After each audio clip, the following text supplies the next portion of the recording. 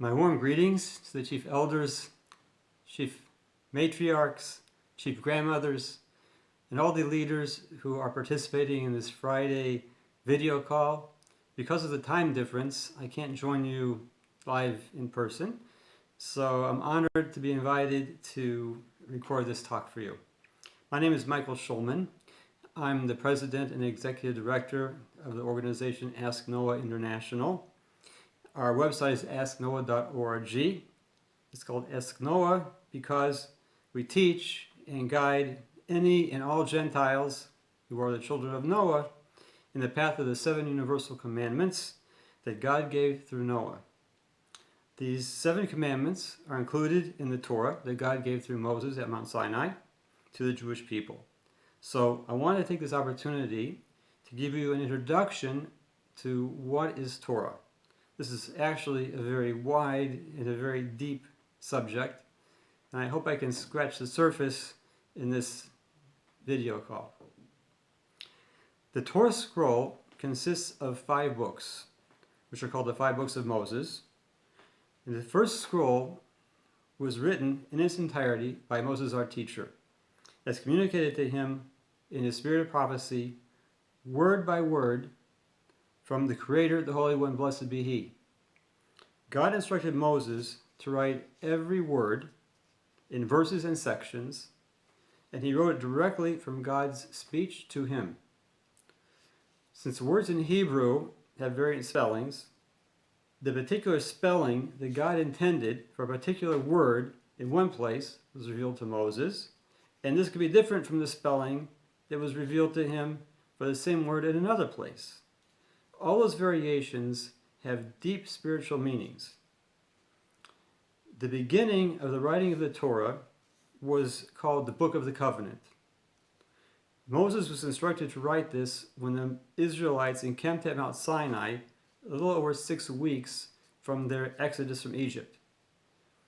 And you can see this instructions of the reading of the Book of the Covenant in Exodus chapter 24, verse 7. Moses wrote this scroll of the Book of the Covenant as the book of Genesis and the first 17 chapters of the book of Exodus.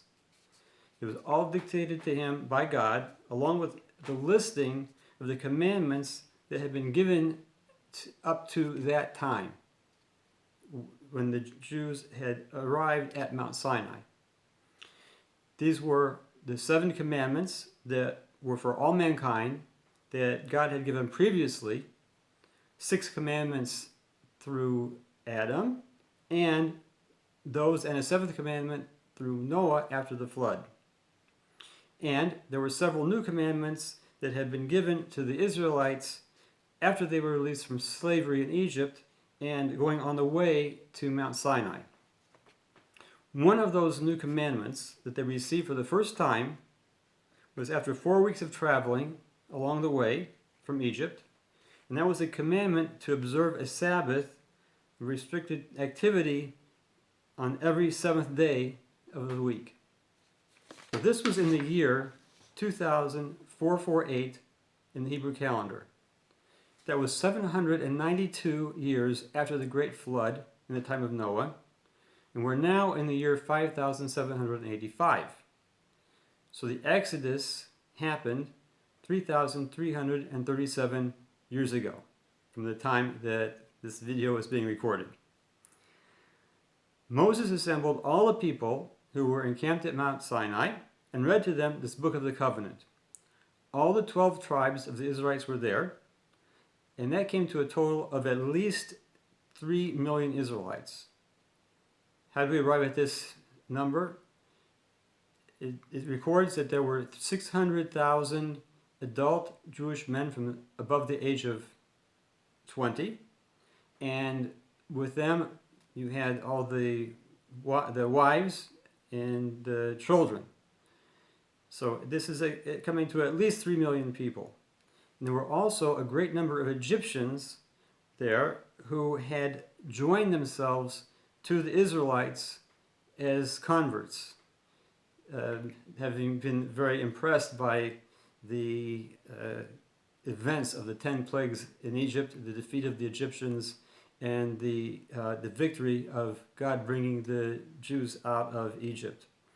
So these Egyptians who came along with the Israelites were called the Erev Rav, the great multitude.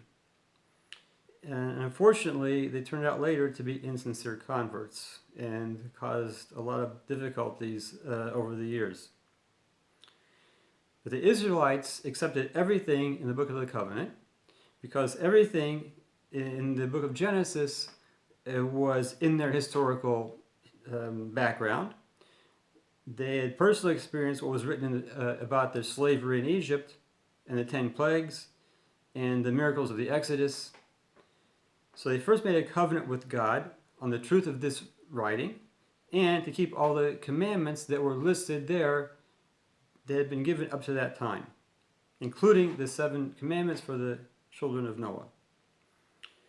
So then, having accepted that and made that covenant with God, God offered through Moses to make a second covenant with them, that they would become a unique nation, bound to him, and he would reveal himself to them by speaking openly to them in one national assembly and give them then the rest of the Jewish commandments and the rest of his Torah. All the Israelites accepted this, and then after a few days of preparation, God openly spoke to them the 10 commandments. But it didn't stop there.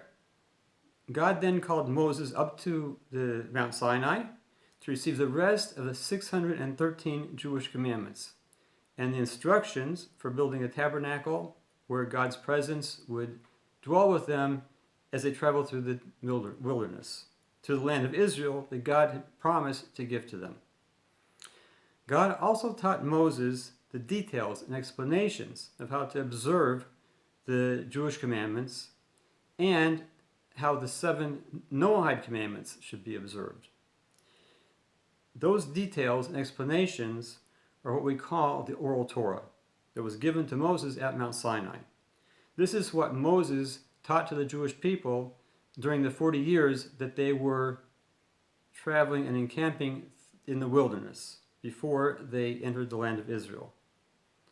At the end of those years, God dictated to Moses the rest of the book of Exodus and the books of Leviticus, Numbers, and Deuteronomy. And this was added to the book of Genesis and the beginning part of the book of Exodus that had been written down before, 40 years earlier in the book of the Covenant, before the speaking of the 10 Commandments. And this was, in total, the first Torah scroll. From Genesis verse 1 to the end of the last verse in Deuteronomy. Now Moses then copied 12 more Torah scrolls from that original scroll. He gave one to each of the 12 tribes, from which they would then make copies for the members of their tribes, the congregations going forward. The original scroll was stored in the tabernacle along with the Holy Ark, which contained the tablets of the 10 Commandments that God had inscribed. Now eventually, King Solomon transferred these items into the first Holy Temple when it was completed. And before the temple was destroyed, many years later, those items were hidden away inside secret tunnels that King Solomon had prepared. When the third temple will be built, maybe speedily in our days, these things will be brought out from their hiding place and they'll be returned into the temple. From all of this, you can understand that the Torah of Moses consists of 2 parts. The written law, which is the scripture of the 5 books of Moses in the Torah scroll, and the oral Torah, which started with God's explanations to Moses of the written Torah. It's called the oral law because God instructed Moses to teach it orally to the Jewish people. The need for the oral law is obvious, since it's necessary that there has to be a fixed tradition for the practical understanding of the scripture, and practically how each commandment is to be observed. From the scripture alone, if a sola scriptura approach is accepted, then anyone and everyone can interpret it however he wishes. And this would cause God's entire purpose of the Torah to be rendered null and void. God forbid. So this oral tradition, the oral explanations, continued on to be taught by the Jewish leaders and in the Jewish academies in the Holy Land until the persecution from the Romans in the time of the Second Temple became so severe that the sages were being exterminated, the great Sanhedrin court was being disbanded, the Jewish people were being scattered in the diaspora, and it was clear to the sages at that time that if the oral law was not written down, it would be lost, God forbid. So that is what prompted the writing down of what we call the Mishnah, the tractates, 6 tractates of Mishnah, and it was written in a very concise form. And later, the expansion, that deeper understandings of that writing were recorded in the Talmud. So in total, God gave 620 commandments.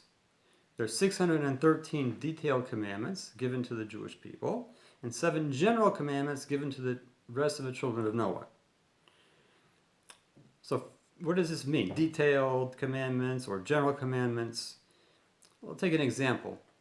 There are 51 commandments in the Torah scroll of how Jews are forbidden to engage in things of idol worship and things related to idol worship. Whereas the non-Jews have one general commandment to not worship idols. So within that one general commandment, you have all those many details included, and those need to be learned. So that applies to each of the Noahide Commandments, and in total, there's at least 90 do's and don'ts that you can identify within the 7 general Noahide Commandments. So on the other hand, now, when the Jews temporarily don't have their holy temple and are not all gathered together into the land of Israel, there are only 297 of these 613 Jewish commandments that can be observed. So you can see that it becomes a more level playing field in terms of all the details of what has to be observed between the Jews and the non-Jews.